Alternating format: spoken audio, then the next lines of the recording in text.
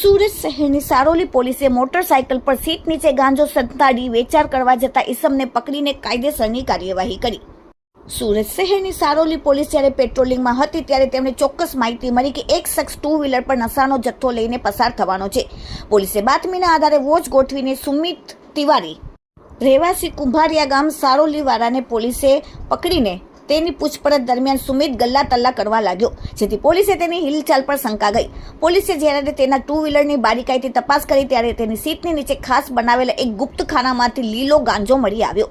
પોલીસે આરોપી સુમિત તિવારીની ધરપકડ કરીને તેની પાસેથી 206 ગ્રામ ગાંજાનો જથ્થો જપ્ત કર્યો છે।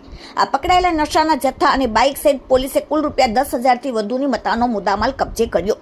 પોલીસની પ્રાથમિક તપાસમાં સામે આવ્યું છે કે સુમિત આ ગાંજાની ડિલિવરી આપવા જઈ રહ્યો હતો, ત્યાં જ તે પોલીસના હાથે આબાદ ઝડપાઈ ગયો। આ ગુનામાં પોલીસે નશાના નેટવર્ક સાથે ઝડપાયેલા રાજુ નામના અન્ય એક ઇસમને વોન્ટેડ જાહેર કર્યો છે અને સારોલી પોલીસે આગળની કડક કાર્યવાહી હાથ ધરી। Bureau report, daily India TV, Surat.